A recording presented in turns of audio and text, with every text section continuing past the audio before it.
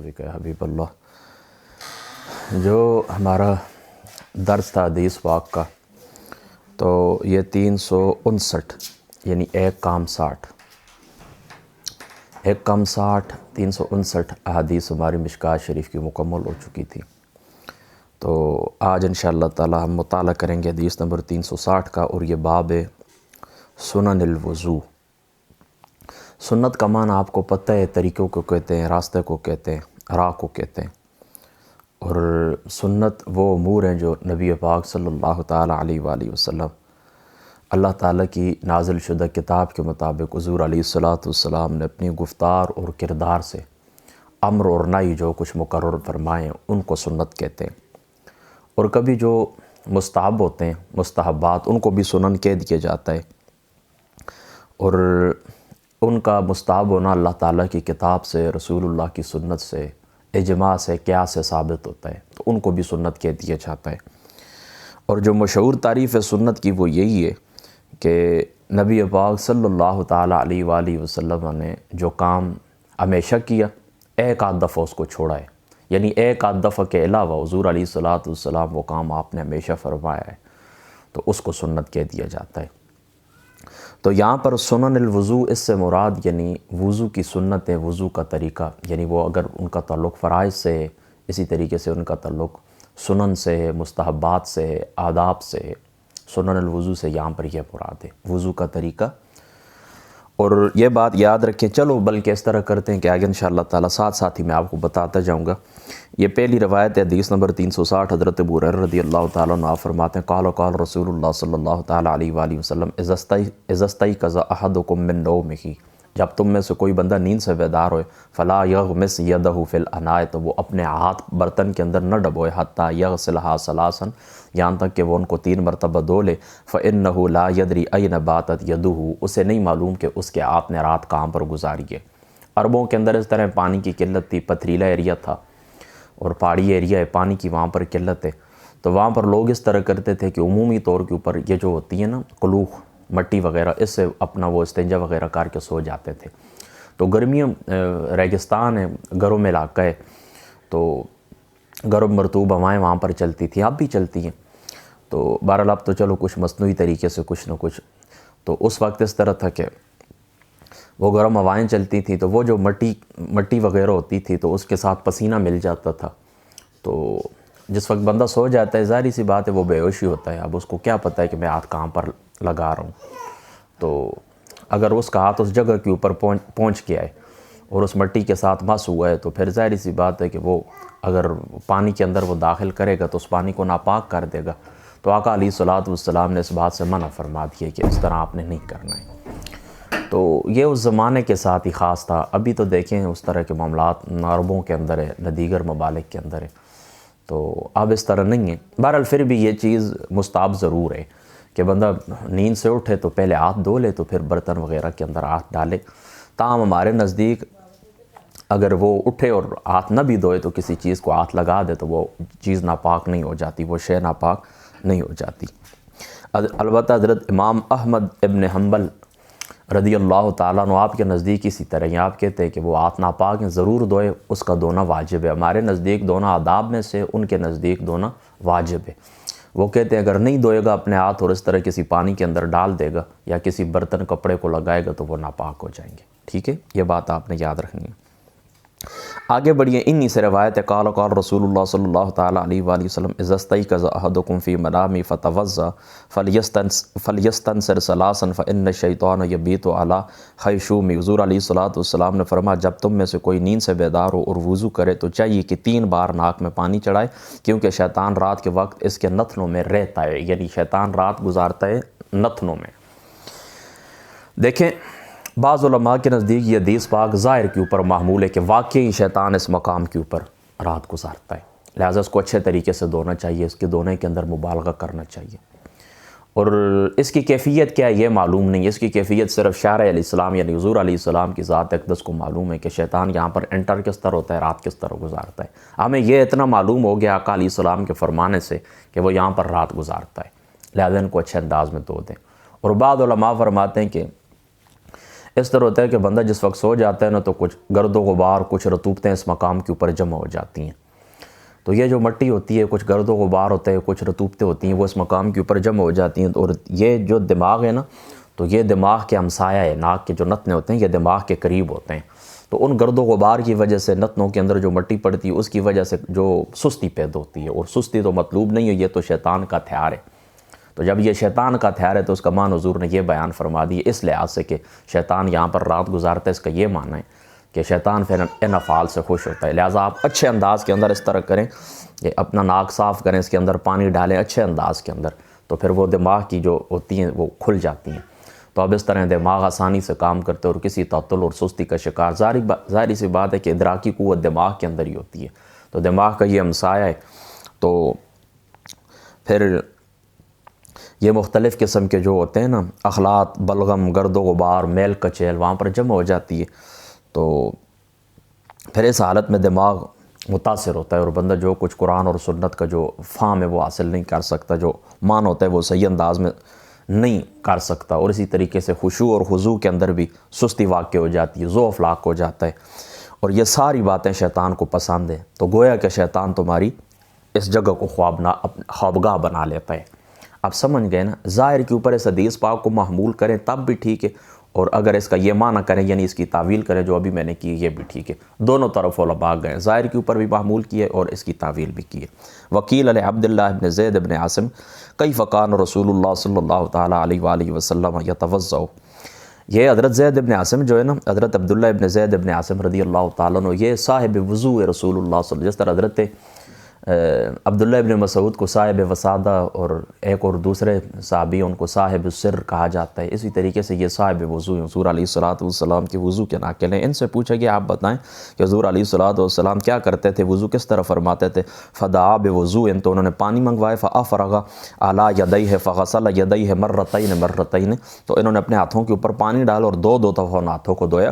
ثم مضمض واستنثر ثلاثا، اور پھر انہوں نے ناک کے اندر بھی پانی ڈالا اور کلی بھی کیے 3 مرتبہ. ثم غسل وجهه ثلاثا، پھر اپنا چہرہ مبارک دھویا 3 دفعہ. ثم غسل یدیہ مرتین للمرفقین، پھر اس طرح کیا کہ 2 مرتبہ مرفقین تک یعنی ان جگہوں تک جس کو کونیاں کہتے ہیں. حضور علیہ السلام ان صحابی رسول نے ہاتھ دھوئے دو دفعہ یعنی ہاتھ کونیوں سمیت. ثم مسح رأسه بیدی، پھر آپ نے سر کا مسح کیے. فاقبل بہما وادبر، بدأ بمقدم رأسی ثم ذهب بهما الى قفاه ثم ردهما حتى رجع الى المكان الذي بدأ منه ثم غسل رجليه. پھر یعنی جو مسح کیے نا وہ اس طرح کیے کہ آپ نے اس طرح کیے کہ ہاتھوں کو پہلے پیچھے لے کر چلے گئے، پھر آگے جس مکان سے شروع کیا تھا جس جگہ سے وہاں تک واپس لے کر آ گئے، اور اس کے بعد انہوں نے اپنے پاؤں کو دھویا ہے.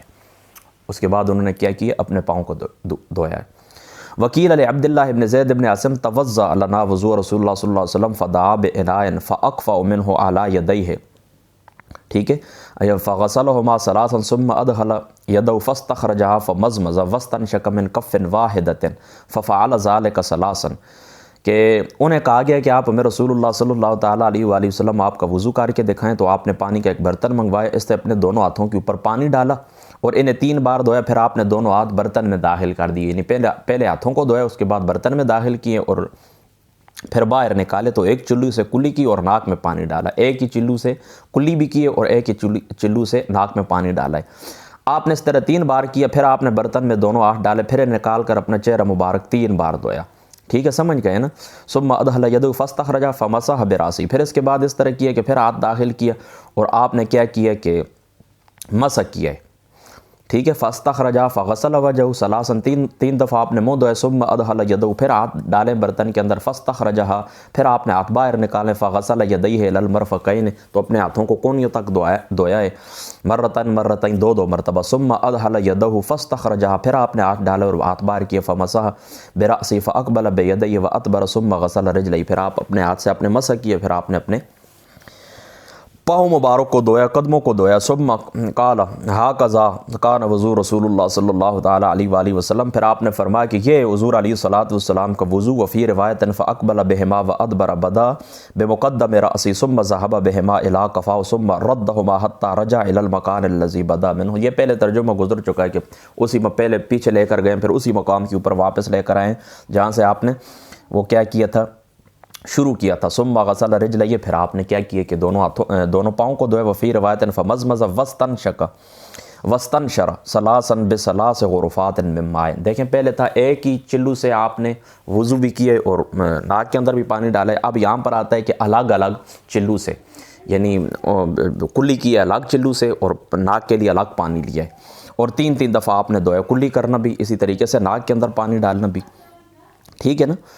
تو فی مائن وفی اخری فمزمز واستنشق من کفۃ واحدۃ، اور ایک روایت کے اندر آتا ہے کہ آپ نے کلی کی اور ناک کے اندر پانی ڈالا ہے ایک کف سے، یعنی ایک چلو سے، ففعل ذلک ثلاثا، اور 3 مرتبہ کیا، وفی روایت للبخاری فمسح راسہ فاقبل بہما وادبر مرتين واحدۃ ثم غسل رجلیہ الی الکعبین، وفی اخری لہ فمزمز واستنثر 3 مرات من غرفۃ واحدۃ، اور ایک روایت میں اس طرح آیا تھا کہ آپ نے کلی کی، ناک میں پانی ڈالا ایک چلو سے، آپ نے اس طرح 3 بار کیا، اور بخاری کی روایت میں کہ آپ نے سر کا مسح کیے، پہلے دونوں ہاتھ آگے سے پیچھے لے گئے، پھر پیچھے سے آگے لائیں ایک بار، پھر آپ نے ٹخنوں سمیت دونوں پاؤں دھوئیں، اور ایک روایت میں آتا ہے کہ ایک ہی چلو سے 3 بار کلی کیے اور 3 بار ناک کے اندر پانی ڈالا ہے۔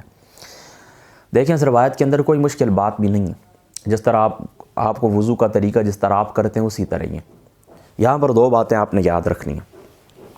ایک بات آپ نے یہ یاد رکھنی ہے کہ آگے بھی روایتیں آئیں گی، وہاں پر میں پھر آپ کو تفصیل نہیں صرف ترجمہ کر دوں گا۔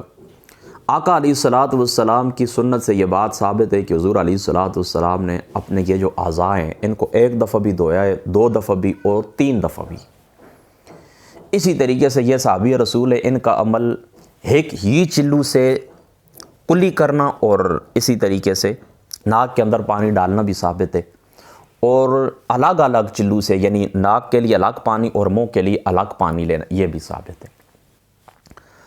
اب میرا جو اپنا ذاتی مطالعہ تھا باب وضو کے اندر، تو میں ایک نتیجے کے اوپر پہنچا تھا، پھر ابھی آج ہی میں نے حضرت امام ابو یوسف رحمۃ اللہ تعالی علیہ آپ کا قول دیکھا ہے، آگے آ جائے گا میں انشاءاللہ وہاں پر آپ کو پڑھ کے سنا دوں گا۔ ایک دفعہ وضو کرنا اعضاء کو دونوں، یہ تو فرض ہے، ظاہری سی بات ہے کہ ایک دفعہ نہیں دھوئیں گے تو وضو ہوگا ہی نہیں، یہاں تک کہ ایک روایت کے اندر آتا ہے کہ بال کے برابر بھی جگہ خشک رہ جائے تو وضو نہیں ہوتا، تو ایک دفعہ تو آپ نے دھونا ہی دھونا ہے، یہ فرض ہے، اس سے آپ کی نماز آپ کے لیے جائز ہو گئی، اور 2 دفعہ دھونا بھی جائز ہے، ایک دفعہ دھونا پھر 2 دفعہ دھونا، یہ بھی کیا ہے، درست ہے، یہ مبالغہ ہے طہارت کے اندر۔ 2 دفعہ دھونا، ایک دفعہ دھونا فرض ہے، ہر صورت کے اندر آپ نے دھونا ہی دھونا ہے اور کافی ہے، اور 2 دفعہ دھونا جائز ہے، اور 3 دفعہ دھونا افضل ہے اور مسنون ہے، بس یہ بات آپ نے یاد رکھنی۔ یعنی مختلف روایتیں آئیں گی نا، 1 دفعہ والی، 2 دفعہ والی، 3 دفعہ والی، آپ سے کوئی پوچھے تو آپ کہیں 1 دفعہ تو فرض ہے ہر صورت کے اندر، 2 دفعہ بھی جائز ہے، ثابت ہے، اور 3 دفعہ مسنون ہے، سنت ہے۔ اس کے اوپر اکثر علماء کا عمل ہے کہ ایک عضو کو 3 دفعہ دھونا ہے۔ باقی آپ کو میں بتا چکا ہوں یہ بھی کہ روایتیں دونوں طرف ہیں، الگ الگ چلو لینا بھی ثابت ہے، یعنی ایک ناک کے لیے الگ، پانی کے لیے الگ۔ اس کے لیے کیا کریں گے؟ تو اس باب کے اندر قاعدہ یہ یاد رکھیں کہ اس حدیث کو ترجیح دی جاتی ہے جو قیاس کے زیادہ قریب ہو۔ تو اب قیاس کے قریب زیادہ چیز کیا ہے کہ پانی ناک کے لیے الگ لیا جائے، کلی کے لیے الگ لیا جائے، کیوں کہ یہ 2 مختلف پارٹ آف باڈیز ہے، یعنی ناک الگ ایک پارٹ ہے اور اسی طریقے سے منہ ایک الگ پارٹ ہے، تو دونوں کے لیے الگ الگ چلو لیے جائیں، یہ زیادہ بہتر ہے۔ اگرچہ ایک ہی چلو سے 3 دفعہ آپ ناک کے اندر پانی ڈالیں، یہ بھی درست ہے، لیکن بہتر یہی ہے، قیاس کے قریب یہی روایت ہے کہ یہ جسم کا الگ حصہ ہے، یہ الگ حصہ ہے، لہٰذا اس کے لیے الگ پانی لیا جائے، اس کے لیے الگ پانی لیا جائے۔ بس یہ دیکھیں، یہ بہت سارے سوالات باب وضو کے اندر جو آپ کے ذہن کے اندر آئیں گے، ان 2 باتوں کے اندر، ان 2 جملوں کے اندر ان سب سوالات کے جوابات آ گئے۔ اگر آپ اس کے اوپر غور کریں، پھر خیر ویڈیو پیچھے کر کے پھر دوبارہ سن لینا، کوئی بات بھی نہیں۔ دوسری بات یہ یاد رکھیں کہ مسح کا طریقہ کیا ہے، یعنی سار کے اوپر جو مسح کیا جاتا ہے اس کا طریقہ کیا ہے۔ اس کا طریقہ یہ بہتر میں آپ کو بتاتا ہوں۔ یہ دیکھیں، یہ 3 انگلیاں ہیں نا، یہ ایک دفعہ جوڑ لیں، یہ دیکھیں آپ کو نظر آ رہی ہیں، اور ان کو الگ رکھیے، یعنی یہ جو مصباحتین جن کو کہتے ہیں نا، یہ سبات، یہ کیا کہتے ہیں، شہادت والی انگلی، ان کو بھی اور انگوٹھے کو بھی الگ رکھیں، اور یہ دیکھیں سار کے اگلے حصے سے آغاز کریں، اس طرح پیچھے لے کر جائیں، پیچھے اس طرح پیچھے لے کر جائیں نا، پھر آپ اس طرح کریں نا کہ یہ پیچھے اسی طرح ہیں، ٹھیک ہے، یہ شہادت والی انگلیاں بھی الگ ہیں اور اسی طریقے سے انگوٹھے جو ہیں یہ بھی الگ ہیں۔ پھر پیچھے جس وقت آپ ان کو گردن تک لے کر چلے گئے نا، تو آپ پورا ہاتھ آگے لے کر آ جائیں، پورا، یہ دیکھیں یہ آپ مکمل ہاتھ ہیں، انگلیاں بھی ساتھ ملا لی ہیں اور اسی طریقے سے انگوٹھے بھی ملا لی ہیں، پورا ہاتھ آپ آگے لے کر آ جائیں۔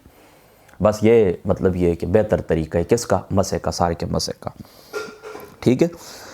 اور باقی اس طرح وہ بعض علماء نے یہ بھی لکھا ہے، کنز الدقائق کی شرح کے اندر موجود ہے کہ پورا ہاتھ ہی پیچھے لے کر جائیں اور پورا ہاتھ ہی آگے لے کر آئیں، یہ بھی ٹھیک ہے۔ بہرحال وہ بہتر ہے جو پہلا میں نے آپ کو بتایا وہ بہتر ہے، ٹھیک ہے پہلا۔ باقی پاؤں دھونے کا ذکر بھی یہاں پر آ گیا ہے کہ دونوں روایتوں کے اندر پاؤں دھونے کا ذکر ہے۔ آگے انشاءاللہ تیسری روایت میں پڑھوں گا تو وہ انشاءاللہ تعالیٰ پھر میں آگے جا کے بیان کر دوں گا۔ آگے بڑی حدیث، حضرت عبداللہ ابن عباس رضی اللہ تعالیٰ عنہ فرماتے توضأ رسول اللہ صلی اللہ تعالیٰ علیہ وآلہ وسلم مرتن لم یزد ھذا، حضور علیہ الصلوۃ والسلام کی ذات مقدس نے وضو کیا اور اپنے اعضاء مبارکہ کو حضور علیہ الصلوۃ والسلام نے ایک ایک دفعہ دھویا ہے۔ ہو گئی یہ روایت کتنی؟ 363۔ آگے بڑھیے 364۔ وعن عبداللہ ابن زید ان نبی صلی اللہ تعالیٰ علیہ وآلہ وسلم توضأ مرتین، یہ دونوں بخاری کی، وہ پہلی ایک ایک والی بھی اور یہ دو دو والی بھی، کہ حضور علیہ السلام نے اپنے اعضاء مبارک کو دو دفعہ دھویا۔ ہو گیا ایک والی روایت بھی آ گئی، دو والی بھی، اب تیسری۔ وعن عثمان، حدیث نمبر 365، یعنی حدیث نمبر 363، 364 اور 365، یہ تینوں کے اندر جو ہے تو ایک ایک دو دو اور تین دفعہ تک کا ذکر ہے۔ وعن عثمان ان توضأ بالمقاعد، ایک مقاعد ایک جگہ اس کے اوپر انہوں نے وضو کیا، فقال الا اریکم وضوء رسول اللہ صلی اللہ تعالیٰ علیہ وآلہ وسلم، کیا میں آپ کو حضور علیہ السلام کا وضو بتا دوں کس طرح تھا؟ فرمایا بتائیں۔ فتوضأ ثلاثا، حضرت عثمان نے تین دفعہ اپنے اعضاء مبارک کو دھویا ہے۔ تو دیکھیں نا لائن کے اوپر حدیث نمبر 363 مشکات شریف کی ایک دفعہ دھونے کا ذکر بخاری کے حوالے سے، حدیث نمبر 364 دو دفعہ دھونے کا ذکر بخاری کے حوالے سے، اور حدیث نمبر 365 تین دفعہ دھونے کا ذکر کس کے حوالے سے؟ مسلم شریف کے حوالے سے، ٹھیک ہے۔ تو آقا علیہ السلام کی ذات اقدس سے ایک دفعہ دھونا بھی ثابت ہو گیا، دو دفعہ دھونا بھی ثابت ہو گیا اور تین دفعہ دھونا بھی ثابت ہو گیا۔ تو اس کے اندر میں آپ کو پہلے بتا کے آ چکا ہوں کہ یہ سب صورتیں بیان جواز کے لیے اور وضو کے باب کے اندر وسعت کے لیے، بس آپ نے یہی بات آپ نے یاد رکھنی ہے۔ امام محمد صاحب رحمۃ اللہ تعالیٰ علیہ آپ کا قول ہے، اور میں پہلے آپ کو بتا چکا ہوں کہ میرا اپنا ذاتی بھی خیال یہی تھا اس باب وضو کے اندر کہ تین دفعہ دھونا افضل ہے، دو دفعہ دھونا بھی کفایت کرتا ہے، اور ایک دفعہ دھونا ہر صورت لازم ہے، اگر نہیں دھوئیں گے تو وضو ہی نہیں ہوگا۔ تو ایک دفعہ دھونا کیا ہوا؟ لازم ہوا، فرض ہوا۔ دو دفعہ دھونا جائز ہے، اور تین دفعہ دھونا کیا ہے؟ افضل ہے، بہترین صورت ہے اور مسنون صورت ہے۔ بس یہ بات آپ نے یاد رکھنی۔ آگے بڑھی، حضرت عبداللہ ابن عمرو رضی اللہ تعالیٰ عنہ قال رجعنا مع رسول اللہ صلی اللہ علیہ وسلم من مکہ الی المدینہ حتی اذا کنا بماء بالطریق، فرماتے ہیں کہ ہم واپس آ رہے تھے حضور علیہ الصلوۃ والسلام کی ذات اقدس کے ساتھ مکہ سے مدینہ کی طرف، تو حتی اذا کنا بماء بالطریق تعجل قوم عند العصر، عصر کا وقت تھا تو ایک پانی کا چشمہ تھا، تو وہاں پر ہم نے وہ پانی کا چشمہ پایا نا، تو فتوضؤوہم عجال، لوگوں نے اس طرح کیا کہ وضو کے لیے تیزی کی، فانتہینا الیہم، ہم نے جلدی کی اس چشمے کی طرف، یعنی حضور کے جو ساتھی تھے اس چشمے کی طرف جلدی گئے، عصر کے لیے وضو کیا۔ تو وآقابہم بھی ٹھیک ہے، وآقابہم بھی ٹھیک ہے، وآقابہم یا وآقابہم، وآقابہم طلوع یا طلوع، ان کی جو ایڑیاں تھیں وہ چمک رہی تھیں خشکی کی وجہ سے، یعنی وہ نہیں دھل سکیں۔ لم یمسھا الماء، پانی ان تک نہیں پہنچا تھا۔ فقال رسول اللہ صلی اللہ تعالیٰ علیہ وسلم ویل للعقاب من النار اسبغ الوضوء، حضور علیہ الصلوۃ والسلام نے فرمایا افسوس ہے ان ایڑیوں کے اوپر کہ یہ آگ کے اندر جلیں گی، اپنا وضو کامل اور اچھے طریقے سے کیا کرو، ٹھیک ہے، اپنا وضو کامل اور اچھے طریقے سے کیا کرو۔ اب یہاں پر یہ بات آپ نے یہ یاد رکھنی ہے کہ ایڑیاں خشک رکھنے والوں کو عذاب ہوگا، ٹھیک ہے، تو اس سبب کی وجہ سے عذاب کی نسبت ایڑیوں کی طرف ہی کر دی گئی ہے کہ یہ جو ہے سبب ہے جہنم کے اندر جانے کا۔ تو یہاں سے دیکھیں نا یہ بات بھی ثابت ہو گئی، دو باتیں بلکہ یہاں سے ثابت ہوتی ہیں۔ ایک تو یہ بات ثابت ہوتی ہے کہ قیامت والے دن اسی جسم کو عذاب دیا جائے گا، یعنی یہ جو جسم اللہ تعالیٰ نے ہمیں دنیا کے اندر عطا کیا ہے نا، یہ نہیں کہ یہ جسم گل سڑ جائے گا، ختم ہو جائے گا اور اس طرح ہوگا کہ ایک نیا جسم آئے گا اور وہ نیا جسم ہماری روح کو دے دیا جائے گا، وہ جسم بہت بڑا ہوگا اور اللہ تعالیٰ جہنم کے اندر پھینک دیں گے اور اس کو عذاب ہوگا۔ نہیں، یہ بات تو انصاف کے بھی خلاف ہے، گناہ اس جسم نے کی ہے، سزا کوئی اور جسم پائے، پھر سزا تو نہ ہوئی۔ تو دیکھیں نا ان ایڑیوں کی طرف حضور نے اشارہ کیا کہ یہ جو ایڑیاں یہ جہنم کے اندر جانے والی ہیں کہ انہوں نے وضو اچھے طریقے سے نہیں کیا، خشک رہ گئی ہیں، یہ جہنم کے اندر جانے کا سبب ہے۔ تو اس سے ایک بات کا ثبوت یہ بھی ملتا ہے کہ اسی جسم کے لیے عذاب ہے۔ اور دوسرا یہ ثبوت بھی ملتا ہے کہ پاؤں دھونا کتنا ضروری ہے، پاؤں دھونا فرض ہے، اور اس کے اوپر تمام علماء کا اجماع ہے کہ پاؤں دھوئے جائیں گے، پاؤں کے اوپر مسح نہیں کیا جائے گا۔ لیکن اس اجماع کے منکر کو دار اسلام سے خارج نہیں کہا جائے گا، کیونکہ وہ جو آیت وضو ہے نا، یا ایھا الذین آمنوا اذا قمتم الی الصلاۃ فاغسلوا وجوہکم، یہ جو آیت وضو ہے نا سورہ مائدہ کی آیت نمبر 6، تو اس کے اندر یہ احتمال ہے کہ یہ جو پیچھے مطلب یہ کہ ومسحوا کے اوپر اس کا عطف کیا جائے گا یا فاغسلوا کے اوپر کیا جائے گا، یہ ایک احتمال رکھتا ہے، تو یہ ایک محتمل آیت ہو گئی، لہٰذا اس احتمال کی وجہ سے اس اجماع کے منکر کو کافر نہیں کہا جائے گا۔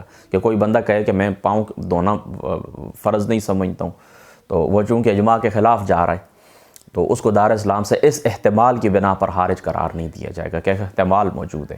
تو آیت وضو جو ہے نا یہ احتمال رکھتی ہے، لیکن آقا علیہ الصلوۃ والسلام کے جو فرامین ہیں تو پاؤں دھونے میں یہ حد تواتر کو پہنچے ہوئے ہیں، شہرت کی بنا پر یہ حد تواتر کے اوپر پہنچے ہوئے، تو ہمارے نزدیک پاؤں دھونا فرض ہے، اگرچہ منکر کو کافر نہیں کہیں گے، لیکن ہمارے نزدیک پاؤں دھونا فرض ہے، پاؤں کے اوپر مسح نہیں کیا جائے گا۔ ٹھیک ہے، دیکھیں نا کتنی سختی ہے کہ ایڑیاں خشک رہ گئی ہیں تو فرمایا ان کے لیے جہنم ہے، یہ بات آپ نے یاد رکھنی۔ وان مغیرہ بن شعبہ قال ان النبی صلی اللہ تعالی علیہ وآلہ وسلم توضأ فمسح بناصیتہ وعلی الامامۃ وعلی الخفین۔ حضرت مغیرہ بن شعبہ سے روایت فرماتے ہیں کہ نبی پاک صلی اللہ تعالی علیہ وآلہ وسلم آپ نے وضو فرمایا تو اپنی پیشانی اور دستار مبارک اور موزوں کے اوپر حضور علیہ الصلوۃ والسلام نے مسح فرمایا ہے۔ دیکھیں یہ بات بھی آپ نے یاد رکھنی ہے کہ سر کی مقدار مسح کے اندر اختلاف ہے۔ امام مالک صاحب رحمۃ اللہ تعالی علیہ فرماتے ہیں کہ سارے سر کا مسح کیا جائے گا، یہ فرض ہے، اور ہمارے جو علماء احناف ہیں ان میں سے بھی بعض نے یہ بات کہی ہے کہ امام مالک صاحب رحمۃ اللہ تعالی علیہ آپ کا جو نظریہ یہ انصاف کے زیادہ قریب ہے۔ ٹھیک ہے، امام مالک صاحب رحمۃ اللہ تعالی علیہ کے نزدیک سارے سر کو دھونا مسح کرنا کیا ہے، کہہ رہا ہوں مسح کرنا، سارے سر کا مسح کیا ہے، فرض ہے۔ اور حضرت امام شافعی صاحب رحمۃ اللہ تعالی علیہ آپ کے نزدیک مطلق سر کا مسح کرنا فرض ہے، یعنی 1 2 بال 4 بال جہاں پر بھی بس ہو جائے، بس مطلق کافی ہے۔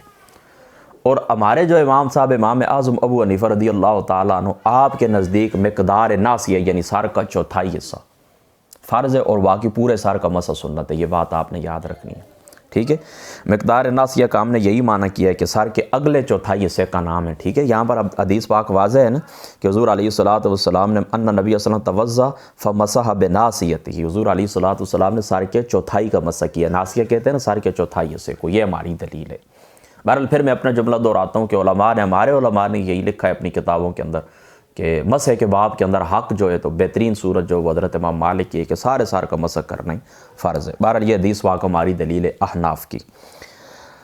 باقی اس طرح کہ حضور علیہ السلام نے موزوں کے اوپر مسح کی ہے، ٹھیک ہے، موزوں کے اوپر مسح تو شعار اہل سنت میں سے حضرت امام اعظم ابو حنیفہ رضی اللہ تعالیٰ عنہ آپ سے پوچھا گیا کہ آپ بتائیں اہل سنت کی نشانی کیا ہے، تو آپ نے فرمایا کہ شیخین کو افضل سمجھنا اور ختانین سے محبت رکھنا اور موزوں کے اوپر مسح کرنا اور ہر فاسق فاجر کے اوپر اس کے پیچھے نماز پڑھنا درست، یہ اہل سنت کی نشانی ہے، یعنی وہ بندہ سنی اہل سنت ہے۔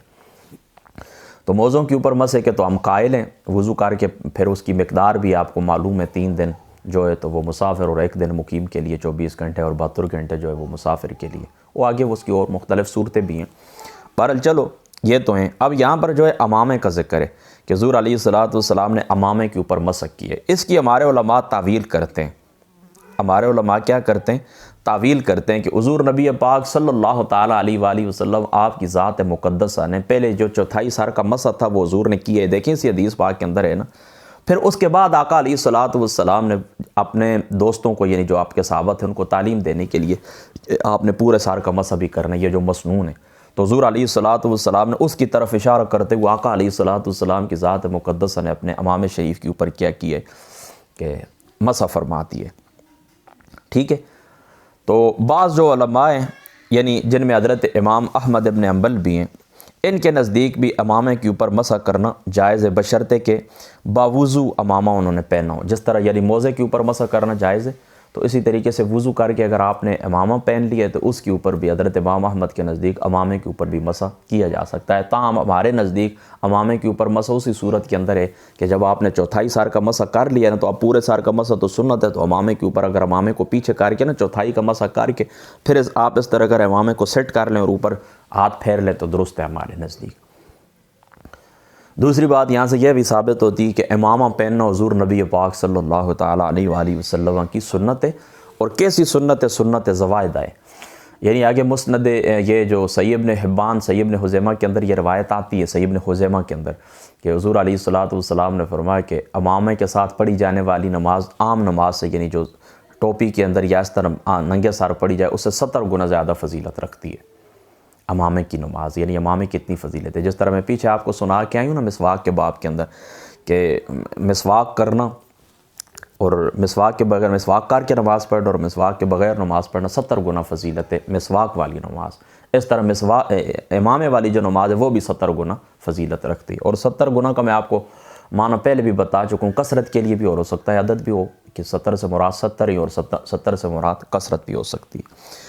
وعن عائشہ قالت کان النبی صلی اللہ تعالیٰ علیہ وآلہ وسلم یحب التیمن، حضور علیہ الصلوۃ والسلام دائیں جانب کو پسند کرتے تھے، مستطاع فی شأنہ کلہ، اپنے تمام کاموں کے اندر، فی طہورہ یعنی وضو کرنے کے متعلق، و ترجلہ اور اسی طریقے سے کنگھی کرنے کے متعلق، و تنعلہ اور اسی طریقے سے جوتا پہننے کے متعلق۔ یعنی آقا علیہ الصلوۃ والسلام کی ذات اقدس نے دائیں جانب کو ہمیشہ ترجیح دیتے تھے کنگھی کرتے وقت۔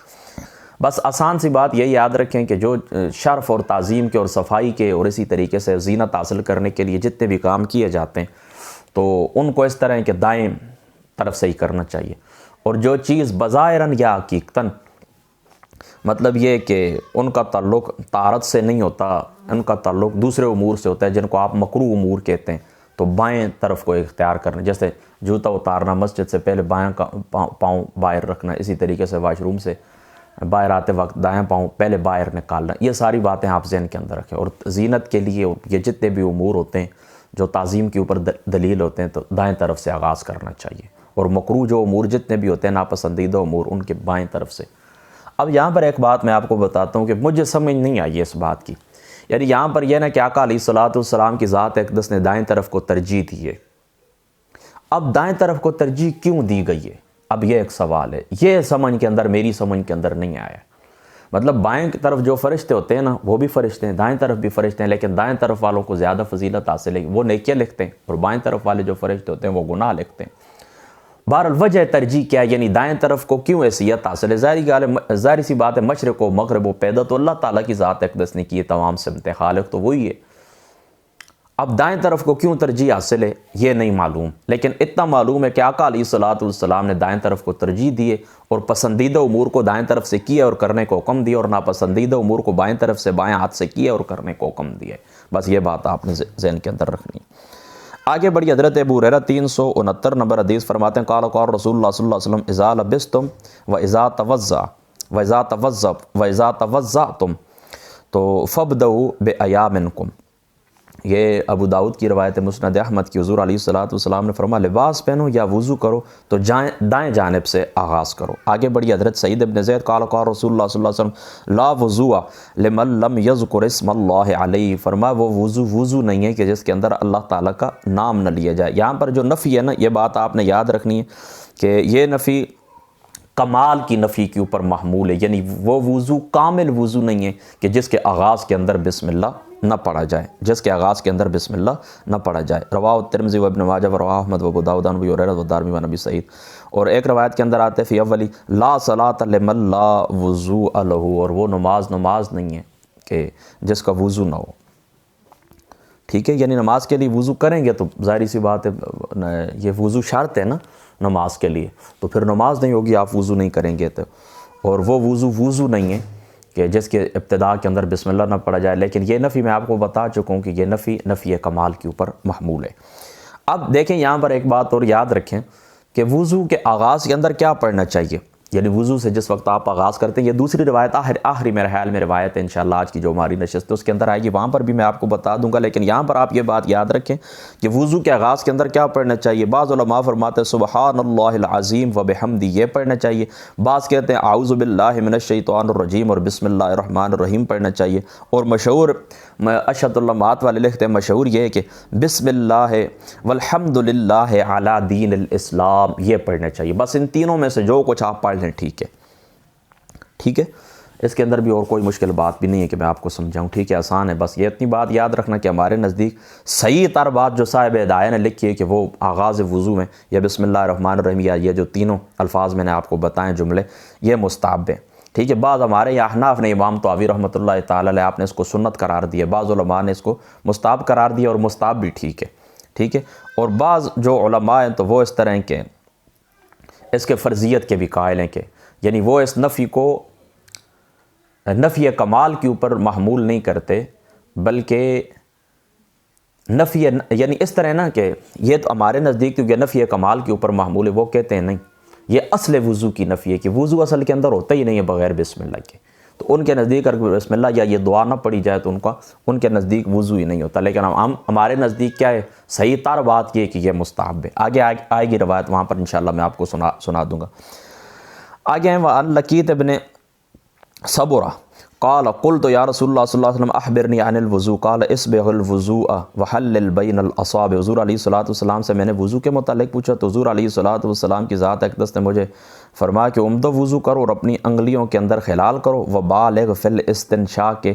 اور حضور علیہ الصلوۃ والسلام کی ذات اقدس نے فرمایا کہ ناک میں جو پانی چڑھانا ہے نا تو اس کے اندر بھی آپ نے مبالغہ کرنا ہے. الا ان تکون صائما, یہاں ہاں اگر تم روزے دار ہو تو پھر ناک کے اندر پانی چڑھانے میں آپ نے کیا کرنا ہے کہ مبالغہ نہیں کرنا ہے.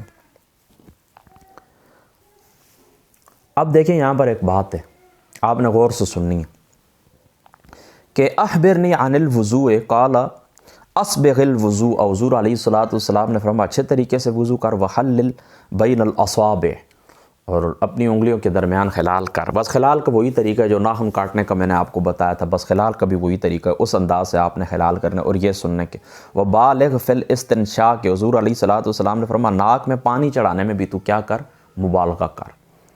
ناک کے اندر یعنی اچھے انداز کے اندر پانی چڑھا. بعض لوگ اس طرح نہ بس اس طرح کر کے جان چھڑا دیتے ہیں, وہ پانی کی چھینٹیں ابتدا تک بھی نہیں پہنچتی. اس طرح نہیں کرنا چاہیے, بالکل اوپر تک یہ جو نرم ہڈی ہوتی ہے یہاں تک آنا چاہیے پانی. یہ مبالغہ ناک کے اندر. بل روزے کی جو حالت ہوتی ہے تو اس روزے کی حالت میں اس طرح نہیں کرنا چاہیے. بس یہ بات آپ نے یاد رکھنی ہے. آپ کلی کریں یا ناک کے اندر پانی ڈالیں, روزے کی حالت کے اندر آپ مبالغہ نہیں کریں گے. ہو سکتا ہے الگ تک پانی چلا جائے, اور اسی طریقے سے ناک کے اندر پانی چڑھائیں تو یہ بھی دماغ کا ہمسایہ ہی ہوتا ہے. بس اس بات کے اندر آپ نے یعنی رمضان المبارک کا روزہ ہو یا کوئی بھی روزہ ہو تو روزے کی حالت میں آپ اس طرح کرنا ہے کہ آپ نے مبالغہ نہیں کرنا. وعن ابن عباس قال قال رسول اللہ صلی اللہ تعالی علیہ وآلہ وسلم اذا توضأت وحلل اصابع یدیک ورجلیک, کہ حضرت ابن عباس رضی اللہ تعالیٰ عنہ فرماتے ہیں کہ حضور علیہ الصلوۃ والسلام نے فرمایا کہ جب تم وضو کرو تو اپنے ہاتھ اور پاؤں کی انگلیوں کا خلال کرو. اور حضرت مستور ابن شداد رضی اللہ تعالیٰ عنہ فرماتے ہیں کہ قال رأیت رسول اللہ صلی اللہ تعالیٰ علیہ وآلہ وسلم, میں نے حضور علیہ الصلوۃ والسلام کی ذات اقدس کو دیکھا وضو کرتے وقت اذا توضأ تو یدلق اصابع رجلیہ بحنصرہ.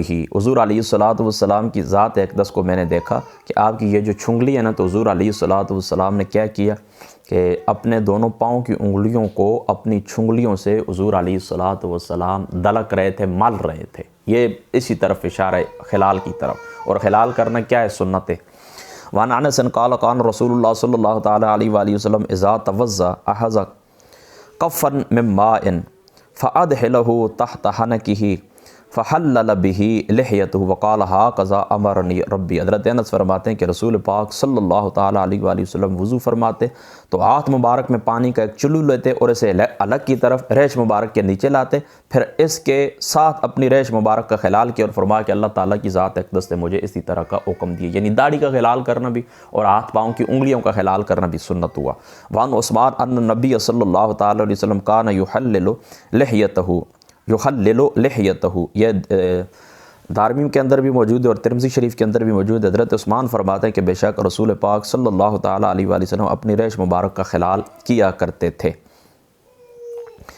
بعض علماء فرماتے ہیں کہ بس داڑھی کو ہلا دینا کافی، اور یہ جو مسنون مشہور طریقہ میں نے بھی کئی دفعہ آپ کو بتایا ہے، ہمارے نزدیک یہی ہے کہ اس طرح کرنا چاہیے۔ یہ جو پیچھے روایت گزر گئی ہے نا، داڑھی کا ہلال بھی اور ہاتھ پاؤں کی انگلیوں کا بھی یہ سنت ہے ہمارے نزدیک۔ وعن ابی حیہ قال رأیت علیا توضأ فغسل کفیہ حتی انقاہما ثم مضمض ثلاثا واستنشق ثلاثا وغسل وجهه ثلاثا وغسل وجهه ثلاثا وذراعيه ثلاثا ومسح براسه مرة ثم غسل قدميه إلى الكعبين ثم قام فأخذ فضل طهوره فشربه وهو قائم ثم قال أحببت أن أريكم كيف كان طهور رسول الله صلی اللہ تعالیٰ علیہ وآلہ وسلم۔ یہ بس حضرت علی رضی اللہ تعالیٰ عنہ کو آپ کا وضو مبارک ہے، آپ نے 3 دن دفع کیا اور فرمایا کہ میں چاہتا ہوں تو میں تمہیں دکھاؤں کہ حضور علیہ السلام کس طرح وضو فرماتے تھے۔ یہاں پر جو بات اضافی ہے کہ حضرت علی رضی اللہ تعالیٰ عنہ آپ نے اس طرح کیے کہ جس وقت آپ نے پاؤں وغیرہ دھو لیے نا تو وضو کا جو بچا ہوا پانی تھا نا، تو آپ نے اس طرح کیا کہ فأخذ فضل طہوری فشربہ وهو قائم، پھر آپ نے کھڑے ہو کر وضو کا پانی پیا ہے۔ بعض علماء کہتے ہیں کہ وضو کا جو پانی ہے یہ کھڑے ہو کر پینا ہے، اور یہ اسی کے ساتھ خاص ہے، یعنی باقی پانی جو آپ پیتے ہیں وضو کا نہیں ہوتا، عام پانی آپ پیتے ہیں زمزم کے علاوہ، تو وہ آپ بیٹھ کر ہی پئیں گے، کھڑے ہو کر نہیں پی سکتے۔ اور بعض علماء کہتے ہیں کہ اس سے یہ ثبوت ملتا ہے کہ کھڑے ہو کر پانی پینا درست ہے، اس کے اندر علماء کا اختلاف ہے۔ اور حضرت علی رضی اللہ تعالیٰ عنہ آپ سے مسند احمد کے اندر روایت ہے کہ فرماتے ہیں کہ اگر میں کھڑے ہو کر پیتا ہوں تو میں نے فقط رأیت رسول اللہ صلی اللہ تعالیٰ علیہ وآلہ وسلم، میں نے حضور علیہ الصلاۃ والسلام کی ذات اقدس کو دیکھا ہے، اور اگر میں بیٹھ کر اس طرح کرتا ہوں کہ پانی پیتا ہوں تو میں نے حضور علیہ الصلاۃ والسلام کی ذات مقدسہ کو دیکھا ہے، ٹھیک ہے۔ تو اس کے اندر اختلاف ہے علماء کا۔ بہرحال بہتر یہی ہے کہ زمزم کا پانی کھڑے ہو کر پئیں، اسی طریقے سے وضو کا پانی کھڑے ہو کر پئیں، اور باقی جو کھانا پینا ہوتا ہے وہ بیٹھ کر ہی ہونا چاہیے۔ ادب کے زیادہ بات قریب یہی ہے۔ وان عبد حیر، یہ حضرت علی کے خاص دوست تھے، قال نحن جلوس ننظر الى علی حین توضأ فادخل یدہ الیمنی فملا فمہ فمزمز واستنشق ونصر بیدہ الیسری فعل هذا 3 مرات، 3 دفعہ آپ نے اس طرح کیا۔ ثم قال من سرہ ان ينظر الى طہور رسول اللہ صلی اللہ تعالیٰ علیہ وسلم فعزا طہورہ۔ آگے بڑھیے۔ وعن عبداللہ ابن زید قال رأیت رسول اللہ صلی اللہ تعالیٰ علیہ وسلم مزمز واستنشق من کف واحد فعل ذلك 3۔ حضرت عبداللہ ابن زید فرماتے ہیں کہ رسول اللہ کو میں نے دیکھا کہ آپ نے ایک ہی چلو سے کلی کی اور ناک میں پانی چڑھائے، اور آپ نے 3 بار ایسا کیا۔ یہ بات میں آپ کو پہلے بتا کے آ چکا ہوں کہ یہ روایت بھی آپ کو مل سکتی ہے کہ ایک ہی چلو سے منہ کے اندر یعنی کلی بھی کرنا اور ایک ہی چلو سے ناک کے اندر بھی پانی ڈالنا، اور یہ روایت بھی موجود ہے کہ الگ الگ، یعنی منہ کے لیے الگ، ناک کے لیے الگ، جس طرح میں پہلے آپ کو بتا کے آ چکا ہوں۔ تو قیاس کے قریب روایت یہی ہے کہ 2 الگ الگ حصے ہیں، لہذا ان کے لیے الگ الگ پانی ہونا چاہیے۔ وعن ابن عباس ان النبی صلی اللہ تعالیٰ علیہ وآلہ وسلم مسح برأسہ وأذنیہ باطنہما بالصباحتین وظاہرہما بإبہامہ۔ حضرت ابن عباس روایت ہے کہ بے شک نبی پاک صلی اللہ تعالیٰ علیہ وآلہ وسلم کی ذات اقدس نے اپنے سر کا مسح کیے اور دونوں کانوں کا مسح کیے، یعنی کانوں کے اندر کے حصے کا دونوں انگشتان شہادت سے اس طرح، ٹھیک ہے، یہ اندر کے حصے سے، اور ان دونوں کے باہر کے حصوں کا دونوں انگوٹھوں سے مسح کیے اس طرح، یعنی آقا علیہ الصلوۃ والسلام کی جو ذات مقدس ہے، یہ 2 انگلیاں جو شہادت کی کانوں کے اندر کے حصے کا مسح کی ہے، اور دوسرا جو ہے تو آقا علیہ الصلوۃ والسلام کی ذات اقدس نے کانوں کا جو باہر تھا تو انگوٹھوں سے حضور علیہ الصلوۃ والسلام نے ان کا مسح کیا، ٹھیک ہے۔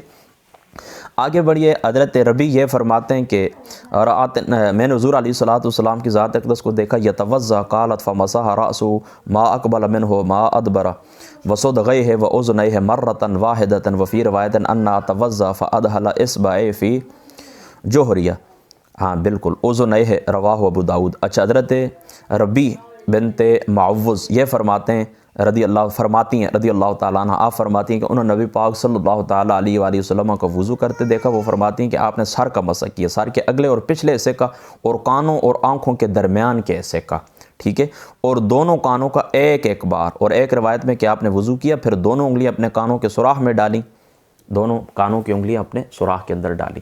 دیکھیں یہ جو سر کا مسح ہوتا ہے نا، سر کا مسح، اس کے لیے جدید پانی لیا جائے گا، یہ بات آپ یاد رکھیں۔ یعنی اس طرح نہیں ہے کہ آپ نے منہ دھویا ہے، ہاتھ دھوئے ہیں، یہ کون ہی آپ نے دھوئی ہیں تو وہ ہاتھوں کے ساتھ پانی تار تو ہوتا ہے نا، یعنی ہاتھ تو تار ہوتے ہیں نا پانی سے، تو اسی طریقے کے ساتھ آپ اس طرح کریں، سر کا مسح کریں۔ نہیں، اس طرح نہیں کیا جائے گا۔ جدید نیا پانی آپ لیں گے، اس سے سر کا مسح کریں گے، اس سے سر کا مسح کریں گے۔ اب اسے جو سر کے لیے آپ نے پانی لیا تھا نا، تو اسی سے آپ مسح کریں گے کانوں کا، یعنی کانوں کے لیے آپ نیا پانی نہیں لیں گے، بلکہ سر کا آپ نے مسح کیا ہے، اور سر کے مسح کرتے وقت جو ہاتھ تار رہے ہیں آپ کے تری ہے جو پانی کی، اسی پانی کے ساتھ، اسی طریقے کے ساتھ آپ نے کانوں کا مسح کرنا ہے۔ اور الاذنان من الراس جو روایت کے اندر آتا ہے کہ آقا علیہ الصلوۃ والسلام کی ذات اقدس نے فرمایا کہ یہ جو ہوتے ہیں یہ سر کا حصہ ہوتے ہیں، تو بعض علماء اکرام نے اس کا انکار کیا، اس حدیث پاک اس کو اشاذ ضعیف قرار دیا ہے، اور بعض کہتے ہیں کہ یہ حضرت ابو امامہ رضی اللہ تعالیٰ عنہ آپ کا قول ہے، یعنی یہ حضور علیہ الصلوۃ والسلام کا فرمان نہیں ہے، یہ حضرت ابو امامہ رضی اللہ تعالیٰ عنہ آپ کا قول ہے۔ بہرحال جو علماء قائل ہیں کہ یہ سر کا ہی حصہ ہیں، یہ کس کا حصہ ہیں؟ سر کا حصہ ہیں، تو وہ اس طرح کرتے ہیں کہ یہ جو بیرون ہے نا کان کا، اس کو سر کے اندر شمار کر لیتے ہیں، اور جو علماء کہتے ہیں کہ نہیں یہ سر اس کا حصہ ہے، چہرے کا حصہ، یعنی بعض علماء کہتے ہیں نا یہ جو منہ ہے نا آپ کا چہرہ، یہ کان اس کا حصہ ہے، اور بعض علماء کہتے ہیں یہ سر کا حصہ ہے۔ تو اب سر کا حصہ جو سمجھتے ہیں نا، تو وہ کہتے ہیں کہ اسی طرح کر لینا چاہیے کہ یہ جو کان کا بیرون حصہ ہے نا، بیرون، تو اس کو ملائیں گے سر کے ساتھ، اور کان کو جو اندرون ہے اس کو ملائیں گے منہ کے ساتھ، بس یہ فرق آپ نے یاد رکھنا ہے۔ بہرحال سادی سی بات، کوئی اس کے اندر مشکل نہیں ہے، نیا پانی نہیں لیا جائے گا کانوں کے لیے، اسی سے آپ مسح کریں گے کہ جو آپ نے مسح کے لیے لیا تھا، سر کے مسح کے لیے، ٹھیک ہے، اس کے اندر کوئی مشکل بات نہیں ہے۔ وعن عبداللہ ابن زید رن نبی صلی اللہ علیہ وآلہ وسلم توضا وانہ مسح رأسہ بماء غیر فضل یدیہ۔ حضرت عبداللہ ابن زید سے روایت ہے کہ انہوں نے نبی پاک صلی اللہ تعالیٰ علیہ وآلہ وسلم آپ کو دیکھا کہ آپ نے وضو کیا، اس پانی سے مسح کیا جو ہاتھوں سے بچا ہوا نہ تھا، یعنی آقا علیہ الصلوۃ والسلام نے وضو کیا اور اس پانی سے مسح کیا ہے۔ وَأَنَّهُ مَسَحَ رَأْسَهُ، سر کا مسح کیا ہے، بِمَاءٍ غیر فضل، اس پانی سے نہیں کہ جو بچا ہوا تھا، بلکہ نیا پانی حضور علیہ الصلوۃ والسلام کی ذات اقدس نے لیا ہے۔ بہرحال جائز یہ بھی ہے، یعنی ہاتھوں کے ساتھ جو تری لگی ہوئی ہوتی ہے نا، اسی سے سر کا مسح کر لے تو یہ بھی جائز ہے، لیکن افضل اور مسنون یہی ہے کہ سر کے مسح کے لیے نیا پانی لیا جائے، جس طرح یہ مشکوٰۃ شریف کی حدیث نمبر 381 ترمذی اور مسلم کے حوالے سے کہ سر کے مسح کے لیے نیا پانی لینا چاہیے۔ دیکھیں اس حدیث پاک کے اندر واضح الفاظ ہے، ٹھیک ہے۔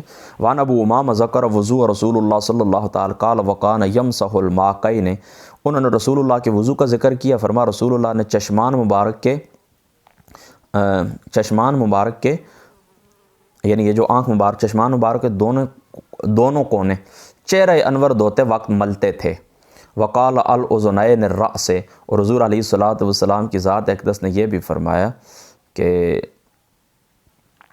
الاذنان، یہ جو کان ہوتے ہیں تو یہ سر کا حصہ ہوتے ہیں، ٹھیک ہے۔ رواہ ابن ماجہ و ابو داؤد و ترمذی و ذکر وقال حماد لا ادری الاذنان من الراس، میں اس بات کو نہیں جانتا کہ یہ جو کان ہوتے ہیں تو یہ سر کا حصہ ہوتے ہیں، من قول ابو امامہ من قول رسول اللہ او من قول رسول اللہ صلی، یہ حضرت ابو امامہ کا قول ہے یا یہ رسول پاک صلی اللہ تعالیٰ علیہ وآلہ وسلم کا قول ہے۔ آگے بڑھیے۔ وعن عمرو بن شعیب عن ابی عن جدی قال جاء اعرابی الی النبی صلی اللہ تعالیٰ علیہ وآلہ وسلم یسألہ عن الوضوء، فرماتے ہیں کہ ایک اعرابی حضور کے پاس آئے اور سوال کیا، فأراہ ثلاثا، حضور نے تین مرتبہ دھو کر اس کو دکھایا، ثم قال ہاکذا الوضوء فمن زاد علی هذا فقد عصى وتعدى وظلم، اور جس نے اس سے زیادتی کی ہے، یعنی 3 دفعہ سے زیادہ کی ہے تو اس نے برا کیا ہے، یہ حد سے بڑا ہے اور یہ ظلم کا مرتکب ہوا۔ یعنی دیکھیں نا، وسوسوں کے اندر نہیں پڑنے چاہیے کہ پتہ نہیں ہوا ہے یا نہیں ہوا، بس مسنون طریقہ یہ 3 دفعہ سے زیادہ نہ کیا جائے، اپنے اعضائے وضو 3 دفعہ دھوئیں، 4 4 5 5 7 7 مرتبہ نہ دھوئیں، بس سادی سی بات۔ وعن عبداللہ ابن مغفل انہ سمع ابنہ یقول اللہم انی اسألک القصر الابید عن یمین الجنت۔ حضرت عبداللہ ابن مغفل نے اپنے لڑکے کو یہ دعا کرتے ہوئے سنا کہ اے اللہ تعالیٰ کی ذات اقدس، اسألک القصر الابید، مجھے سفید مال عطا فرما، عن یمین الجنت، جنت کی دائیں جانب۔ قال اے بنی صلی اللہ الجنہ، اللہ تعالیٰ سے جنت کا سوال کر، وتعوذ بہ من النار، اور آگ سے پناہ مانگ۔ فانی سمعت رسول اللہ صلی اللہ تعالیٰ علیہ وسلم، میں نے حضور کی ذات اقدس سے سنا، یقول انہ سیکون فی ھذہ الامہ قوم یعتدون فی الطہور والدعاء، ایک زمانہ آئے گا کہ یہ لوگ اس طرح کریں گے، تو طہارت کے اندر اور دعا کے اندر مبالغہ کریں گے۔ طہارت کے اندر تو مبالغہ یہی ہے کہ جو مسنون عد ہوتی ہے اس سے آگے بڑھ جانا، اور دعا کے اندر مبالغہ یہ کہ اللہ تعالیٰ کی ذات اقدس سے وہ سوالات کرنا کہ جو سوالات کرنے بنتے نہیں ہیں، یعنی جن چیزوں کو ہونا محال ہے، یہ اللہ تعالیٰ سے دعائیں کرنا، یہ دعا کے اندر حد سے بڑھنا، یعنی دعا کے آداب کا خیال نہ کرنا اور طویل طویل دعائیں کرنا۔ جس طرح دیکھیں نا وہ صحابی رسول کے دائیں جانب اور سفید مال، وہ کیا کیفیت ہے، تم ذکر کرنا شروع ہو گئے، تم یہ کہو کہ اللہ کی ذات اقدس جنت عطا فرما اور جہنم سے پناہ دے دے بس۔ اور اس زمانے کے اندر گو کہ محدث دہلوی صاحب رحمۃ اللہ تعالی علیہ آپ نے لکھا ہے کہ دعا کے اندر تجاوز یہی ہے کہ کسی معین مقصد کی درخواست کرے اور امکان اور عادت سے خارج چیزوں کے اصول کی دعا کرے اور اپنے پاؤں بساط ادب سے باہر کر دے۔ دیکھیں نا بندہ کہے اللہ جی مجھے قیامت تک زندگی عطا فرما، تو اب تو قیامت تک کسی نے زندہ نہیں رہنا۔ بندہ کہے کہ اللہ پاک میرے جو بہن بیٹیاں مار گئے ان کو زندہ کر دے، اب ظاہری سی بات ہے کہ اللہ تعالیٰ کے قانون کے خلاف ہے۔ بندہ کہے اللہ پاک زمین اوپر آ جائے، آسمان نیچے آ جائے، زمین اوپر چلی جائے، سورج دو پیدا، یعنی جو اللہ تعالیٰ کی ذات اقدس امکان اور عادت، جو عادت جاریہ ہے اللہ تعالیٰ کی، اور جن اسباب کے ساتھ اللہ تعالیٰ نے دنیا کو چلایا ہے، تو ان کے خلاف دعا کرنا یہ حد سے بڑھنا ہے۔ بہرحال اس زمانے کے اندر جو لوگ طویل طویل دعا کرتے ہیں نا، طویل طویل دعا کرتے ہیں، دعا کے لیے کھڑے ہوتے ہیں، دعا کروا رہے ہوتے ہیں، ادھر سے کان میں کہتے ہیں میں نے مسجد کے لیے 500 دیے، اس کے بیٹیوں کے لیے دعا کرنا اور اس کو 7 پشتوں تک دعائیں دینا، دوسرا آ جائے، تیسرا آ جائے، چوتھا آ جائے، ان کے لیے الگ الگ نام لینا اور الگ الگ یا اللہ اس کو اتنے کپڑے عطا فرما، اس کو اتنے برتن عطا فرما، اس کو اتنا سونا عطا فرما، اس کو اتنی چاندی عطا فرما، میرے دادے کی بخشش فرما، پردادے کی فلاں فلاں فلاں فلاں فلاں، یہ دعا کے اندر حد سے بڑھنا ہے۔ گو کہ میں اپنی طرف سے کہہ رہا ہوں، یہاں پر شارحین نے یہ نہیں لکھا ہے، انہوں نے حد سے بڑھنے کی یہی تعریف کی ہے جو میں نے آپ کو سنا دی ہے، لیکن یہ اس حدیث پاک کے اندر یہ داخل ہے، یہ دعا کے اندر حد سے بڑھنا ہے، یہ دعا کے اندر حد سے بڑھنا ہے۔ یہ بس سادی سی بات ہے، آسان سی بات، اللہ تعالیٰ سے خیریت طلب کریں، دنیا کی خیریت طلب کریں تو دنیا کی ہر بلا سے بندہ دور ہو جاتا ہے، اور ہر علم ادب شان جو کچھ ہے خیریت دنیا کی وہ بندے کو عطا ہو جاتی ہے، اور آخرات کی بندہ خیریت طلب کرے تو جتنی مصیبتیں دور ہو جاتی ہیں۔ اس لیے بخاری شریف کے اندر آتا ہے کہ آقا علیہ الصلوۃ والسلام اکثر جو دعا فرمایا کرتے تھے، ایک تو یہ فرماتے تھے کہ ربنا آتنا فی الدنیا حسنہ وفی الآخرۃ حسنہ، ایک تو یہ دعا ہے، اور دوسری یا مقلب القلوب ثبت قلبی علی دینک، یہ حضور علیہ السلام اکثر دعا فرماتے تھے، بس یہ بھی آپ اپنی دعاؤں کے اندر شامل کریں۔ وعن ابی بن کعب عن النبی صلی اللہ تعالیٰ علیہ وسلم قال ان للوضوء شیطان یقال له ولعان، حضور علیہ الصلوۃ والسلام نے فرمایا شیطان کا بھی ایک وضو، اس کا نام ولعان ہے، اور وہ اس طرح کرتا ہے کہ وسوسے دیتا ہے بندے کو، تو فتقوا وسواس الماء، تو تمہیں اس طرح کرنا ہے نا کہ وسوسوں سے بچنا ہے۔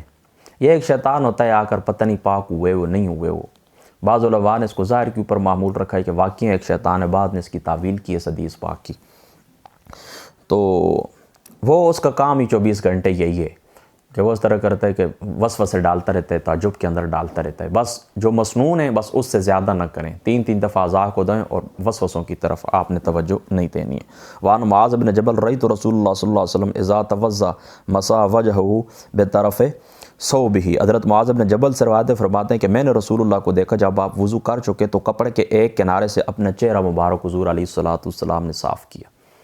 یہ جو کپڑے ہوتے ہیں نا ان کا ایک کنارہ لے کر آقا علیہ الصلوۃ والسلام نے اپنے مبارک چہرے کو صاف کیا ہے، ٹھیک ہے۔ وعن عائشہ قالت کان رسول اللہ صلی اللہ تعالیٰ علیہ وسلم خرقۃ، حضور علیہ الصلوۃ والسلام کا ایک کپڑا تھا، ینشف بها اعضائه بعد الوضوء، حضور علیہ السلام وضو کے بعد اپنے جسم مبارک اس سے صاف کیے کرتے تھے، یعنی وہ قطرے وغیرہ جذب کر لیتا تھا وہ کپڑا۔ تو آج کل تولیے کی یہی دلیل ہے، یہ جو وضو کرنے کے بعد یا غسل کرنے کے بعد تولیہ، اس کی یہی دلیل ہے۔ اب یہ بات یاد رکھنے کہ بعض روایات کے اندر یہ بھی آتے ہیں کہ یہ جو وضو پانی ہوتا ہے نا، یہ قیامت والے دن کل ترازو کے اندر رکھا جائے گا، یعنی جو آپ وضو کے لیے استعمال کرتے ہیں پانی، یہ اعضائے وضو یہ رکھا جائے گا میزان کے اندر اور تولا جائے گا۔ تو اس لیے بعض علماء کہتے ہیں کہ جسم کو پونچھنا نہیں چاہیے، صاف نہیں کرنا چاہیے، یعنی جو پانی ہوتا ہے نا قطرے، ان کو صاف نہیں کرنے چاہیے تولیے وغیرہ سے، ٹھیک ہے، تاکہ اور بعض علماء نے چونکہ اس روایت کو سامنے رکھتے ہوئے اجازت بھی دی ہے، تاہم اعلیٰ حضرت رضی اللہ تعالیٰ عنہ آپ نے یہی لکھا ہے کہ بالکل مبالغہ نہیں کرنا چاہیے کہ اتنا زور زور سے بندہ وہ کرنا ہے، جس طرح دیکھیں نا بعض لوگ وہ تولیہ رگڑتے ہی رہتے ہیں، منہ کے اوپر بھی ہاتھوں کے اوپر بھی تیزی تیزی کے ساتھ، اور بالکل خشک کر دیتے ہیں۔ اس طرح نہیں کرنا چاہیے، بس اس طرح کریں نا، تولیہ اس طرح منہ کے اوپر رکھ لینا، بس ہٹا دیں معمولی سا۔ تو اس روایت کے اندر بھی عمل ہو جاتا ہے، اور جن علماء نے یہ کہا ہے کہ یہ اعضائے وضو، یہ جو پانی کے قطرے ہیں وضو کا جو پانی یہ تولا جائے گا، تو وہ تری بھی باقی رہ جاتی ہے، مقصد بھی حاصل ہو جاتا ہے، یعنی قطرے جگہ جگہ نہ گریں۔ مسجد ہے تو دیکھیں نا پانی مستعمل ہوتا ہے، اس طرح ادب سے بھی بندہ، بے ادبی سے بھی بندہ بچ جاتا ہے، ٹھیک ہے۔ تو یہ درمیانی راہ ہے، تولیہ استعمال کرنا جائز ہے، وضو آپ کریں اس کے بعد تولیہ آپ استعمال کر سکتے ہیں، جائز ہے، یہ روایت واضح ہے، لیکن آپ نے اس طرح کرنا ہے کہ بالکل اس طرح نہیں کرنا کہ بالکل کوئی قطرہ جسم کے اوپر، باقی بازوؤں کے اوپر، منہ کے اوپر، ہاتھوں کے اوپر، پاؤں کے اوپر باقی رہے کہ نہیں، مبالغہ نہیں کرنا ہے آپ نے، بس یہ بات یاد رکھنی۔ عن ثابت بن صفیہ قالت قلت لأبي جعفر وهو محمد الباقر حدثك جابر ان النبي صلی اللہ علیہ وسلم توضأ مرة ومرتين وثلاثا قال نعم۔ حضرت ثابت بن صفیہ رضی اللہ تعالیٰ عنہ آپ فرماتے ہیں کہ حضرت ابو جعفر یعنی محمد باقر سے دریافت کیا، حضرت جابر نے تم سے یہ حدیث بیان کی ہے کہ حضور علیہ السلام نے ایک بار، دو بار اور تین بار وضو کیا ہے؟ فرمایا ہاں۔ حضرت امام باقر سے سوال کیا گیا کہ حضرت جابر رضی اللہ تعالیٰ عنہ جو حضور علیہ السلام کے صحابی ہیں، حضور علیہ السلام کے صحابی ہیں، جابر بن عبداللہ انصاری، تو کیا انہوں نے تم سے یہ بیان کیا کہ حضور علیہ السلام نے وضو ایک دفعہ بھی کیے، دو دفعہ بھی کیے، تین دفعہ بھی کیے؟ انہوں نے کہا ہاں۔ یہ امام محمد باقر رضی اللہ تعالیٰ عنہ، یہ امام زین العابدین کے بیٹے ہیں، اور امام زین العابدین کے بیٹے ہیں، ٹھیک ہے۔ تو یہ فقہاء یعنی اعظم جو بڑے بزرگ مدینہ کے بڑے فقہاء ہیں، ان میں ان کا شمار ہوتا ہے مدینہ پاک، اور کثیر الحدیث ہیں۔ اپنے والد گرامی حضرت زین العابدین رضی اللہ تعالیٰ عنہ، حضرت ابن عمر اور حضرت جابر رضی اللہ تعالیٰ عنہ، آپ سے مروی روایات آپ کے پاس ہیں، آپ سے آپ نے روایت کی ہے، ان تینوں صحابہ سے، اور یعنی حضرت زین العابدین سے اپنے والد سے، حضرت ابن عمر سے، حضرت جابر بن عبداللہ انصاری رضی اللہ تعالیٰ عنہ سے۔ اور حضرت جابر بن عبداللہ کے پاس آپ کا کثرت سے آنا جانا تھا، آپ ان سے حدیثیں سنتے تھے۔ اور بعض علماء نے یہ بیان کیے کہ حضرت جابر کو حضور علیہ السلام نے یہ فرمایا تھا کہ میری اولاد میں سے ایک شخص تجھ سے علم حاصل کرے گا، اس کا لقب، ٹھیک ہے، علم حاصل کرے گا، ٹھیک ہے، آپ سمجھ گئے نا، میری اولاد میں سے ایک شخص حضرت جابر کو حضور نے فرمایا کہ تجھ سے علم حاصل کرے گا، اور آپ کو باقر کا لقب دیا گیا ہے۔ باقر کا لقب، باقر کا مطلب ہوتا ہے کہ بال کی کھال اتارنے والا، بس یہ آپ سمجھ لیں، یعنی لغت کے اندر کشادہ کرنا اور پھاڑنے اور توڑنے کو کہتے ہیں، تو آپ چونکہ وسیع العلم تھے اس لیے آپ کا لقب باقر ہے۔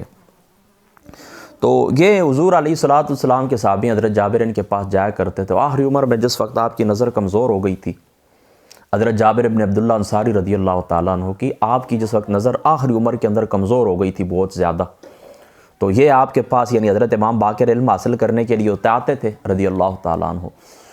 تو پھر آپ ان کو کہتے تھے کہ مرحبا حضور علیہ السلام کے بیٹے، مرحبا حضور علیہ السلام کی، یعنی آل مصطفیٰ میں سے ہے نا، تو ان کو یہ کہتے تھے کہ مرحبا ابن رسول اللہ صلی اللہ تعالیٰ علیہ وآلہ وسلم، اے حضور علیہ السلام کے بیٹے اور رسول پاک صلی اللہ تعالیٰ علیہ وآلہ وسلم کے نواسوں کے بیٹے، آپ کو مرحبا، اور امام حسن اور امام حسین کے پھول آپ کو مرحبا، یعنی حضور کے بیٹے آپ کو مرحبا، حضور کے نواسوں کی اولاد آپ کو مرحبا، خوش آمدید، ویلکم۔ اور اسی طریقے سے حضرت امام حسن اور حضرت امام حسین یعنی آپ کے نواسوں کے پھول، یعنی حسن حسین کے پھول، حسن حسین کی اولاد مرحبا، اولاد مصطفیٰ مرحبا، اس طرح استقبال آپ کا کرتے تھے جس وقت آپ کے پاس آتے تھے۔ آپ ان سے پوچھتے تھے نظر تو کمزور ہو گئی، یہ کہتے ہیں میں آیا ہوں محمد باقر، امام محمد باقر، تو آپ اس طرح ان کا استقبال کرتے تھے۔ پھر آپ اس طرح کرتے تھے، محدث دہلوی صاحب رحمۃ اللہ تعالی علیہ آپ نے لکھا ہے کہ آپ اس طرح کرتے تھے کہ پھر وہ جو ان کا ہاتھ مبارک تھا آپ کی اس طرح اندر کپڑوں کے اندر ڈال کے نا آپ کے جسد مبارک کو چھوتے تھے اور ان سے برکت حاصل کرتے تھے، پھر اپنے بدن مبارک کے اوپر پھیلاتے تھے. یعنی آل رسول کی برکت وہ اس طرح حاصل کرتے تھے. کون؟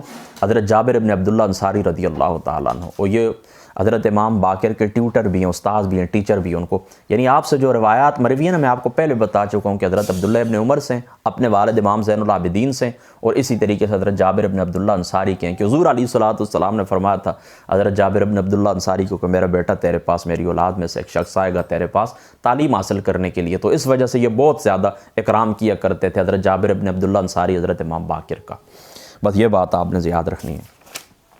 آگے بڑھیے. وعن عبداللہ ابن زید قال، یہ حضرت عبداللہ ابن زید فرماتے ہیں قال ان رسول اللہ صلی اللہ تعالیٰ علیہ وآلہ وسلم توضأ مرتين وقال هو نور على نور.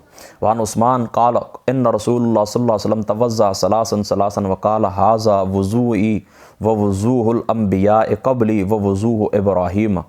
فرماتے ہیں حضور علیہ الصلوۃ والسلام کی ذات مقدس تین دفعہ حضور علیہ الصلوۃ والسلام کی ذات مقدس تین دفعہ اس طرح کرتے تھے کہ وضو فرماتے تھے، اپنے اعضاء مبارک کو دھویا کرتے تھے اور فرماتے تھے کہ یہ مجھ سے قبل انبیاء کا وضو ہے، یہ مجھ سے قبل انبیاء کا وضو ہے، اور حضرت ابراہیم علیہ الصلوۃ والسلام کا یہ وضو ہے. تو پتہ چلا کہ جس طرح ہم مسلمان وضو کرتے ہیں نا، یہی تمام نبیوں کا وضو تھا. یعنی آقا علیہ الصلوۃ والسلام کا اور ان سے پہلے جتنے انبیاء گزرے سب کا وضو یہی تھا. وعن انس قال کان رسول اللہ صلی اللہ تعالیٰ علیہ وآلہ وسلم یتوضأ لکل صلاۃ وقال احدنا یکفیہ الوضوء ما لم یحدث. حضرت انس فرماتے ہیں کہ رسول اللہ ہر نماز کے لیے وضو کرتے تھے مگر ہمارے لیے بے وضو ہونے تک ایک ہی وضو کافی ہوتا تھا. یہ دیکھیں پہلے اس طرح تھا کہ آقا علیہ الصلوۃ والسلام کی ذات مبارکہ کے لیے ہر نماز کے لیے وضو کرنا واجب تھا. پھر اس کے بدلے اللہ تعالیٰ کی ذات اقدس نے آپ کو مسواک دے دیے کہ آپ مسواک کیا کریں اور ہر نماز کے لیے وضو کرنا منسوخ ہو گیا. اب بھی ہر نماز کے لیے کوئی وضو کرے تو اچھی بات ہے، یہ نور و علی نور ہے. میں پہلے بھی آپ کو بتا چکا ہوں کہ وضو کے اوپر وضو نور و علی نور ہے، لیکن اس وضو جس وضو سے آپ کچھ نمازیں پڑھ چکے ہوں، یعنی ایک وضو آپ نے کیے، کچھ نفل آپ نے ادا کیے، کوئی فرض آپ نے ادا کیے، قرآن کی تلاوت کیے، پھر دوسری نماز کے لیے دوسری دفعہ تلاوت کے لیے یا دوسری دفعہ نوافل کے لیے آپ دوسرا وضو کرتے ہیں تو ٹھیک ہے. لیکن ایک وضو سے آپ نے کچھ بھی نہیں کیا، نہ قرآن کی تلاوت کیے، نہ آپ نے اس طرح کیے کوئی نوافل پڑھیں، تو پھر دوبارہ آپ وضو اسی وضو کے اوپر دوبارہ آپ وضو کرنے کے لیے چلے جاتے ہیں تو یہ پانی کا اسراف ہے. ٹھیک ہے، تو اس سے آپ نے بچنا ہے. وعن محمد ابن یحییٰ ابن حبان قال كنت لعبید اللہ ابن عبد اللہ ابن عمر ارأیت وضوء عبد اللہ ابن عمر لكل صلاة طاہرا او کان غیر طاہر عمن احظه فقال حدثته اسماء بنت زید بن الحطاب ان عبد اللہ ابن حنظلہ ابی عامر الغسیل، یعنی یہ غسیل ملائکہ تھے نا، حدث ان رسول اللہ صلی اللہ علیہ وسلم کان امر بالوضوء لکل صلاۃ طاہرا. حضور نبی پاک صلی اللہ تعالیٰ علیہ وآلہ وسلم مامور تھے، آقا علیہ الصلوۃ والسلام کو امر دیا گیا تھا، حکم دیا تھا لکل صلاۃ طاہرا کان او غیر طاہر، کہ حضور علیہ الصلوۃ والسلام کا وضو ہو یا نہ ہو آپ نے وضو کرنا ہے. فلما شک ذالک علی رسول اللہ صلی اللہ علیہ وسلم، اور جب یہ بات حضور علیہ الصلوۃ والسلام کے اوپر مشکل ہوئی، گراں گزری، تو فرما امر بالسواک، حضور علیہ السلام کو مسواک کا حکم دیا عند کل صلاۃ ووضع عنہ الوضوء، اور وضو کا جو حکم تھا وہ منسوخ ہو گیا ہے. الا من حدث، یہاں تک کہ وہ یعنی بے وضو ہوں تو پھر یعنی وضو ٹوٹ گیا ہے تو اس طرح کے آپ علیہ الصلوۃ والسلام نئے وضو فرمائیں. اور یہ حکم یعنی پہلے ہر نماز کے لیے وضو کا حکم دیا گیا تھا نا، تو یہ اٹھا دیا گیا، اب اس کے بدلے مسواک دے دیے. فقال عبداللہ یرا ان به قوۃ علی ذلک ففعلوا حتى مات، یا حضرت عبداللہ ہر نماز کے لیے تازہ وضو کرنے کی قوت پاتے تھے، اس لیے وفات تک حضرت عبداللہ ابن عمر رضی اللہ تعالیٰ عنہ آپ نے ایسے ہی کیے. یہ آپ کا اپنا ذاتی اجتہاد تھا، بس سادی سی بات ہے. وہ کہتے ہیں کہ یہ کوئی وجوبی حکم نہیں ہے، آپ کا بس ذاتی اجتہاد ہے. ٹھیک ہے، کوئی بات بھی نہیں ہے.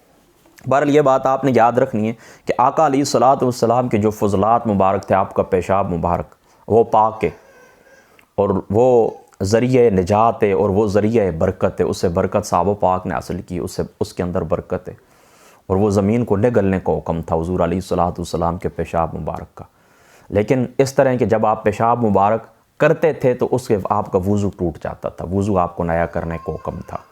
بس یہ بات آپ نے یاد رکھنی، یعنی وضو ٹوٹ کر پھر اس طرح کرنا کہ وضو نیا کرنا ہے آپ نے، لیکن آپ کے فضلات مبارک کیا ہیں؟ ہمارے نزدیک طاہر ہیں.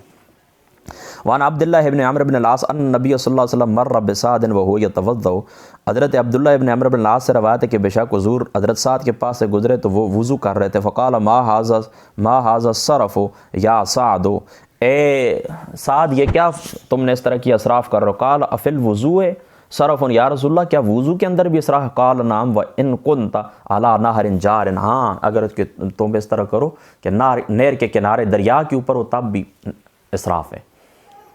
یعنی دیکھیں نا، پانی زیادہ لینا، مسنون حد سے بڑھ جانا، یہ ٹھیک نہیں ہے کسی حال کے اندر۔ اگر پانی ضائع نہ بھی ہو نا، دیکھیں اسی سمندر کے اندر ہی پانی واپس چلا جاتا ہے، ضائع تو نہیں ہوتا، وقت کا ضیاع تو ہے نا۔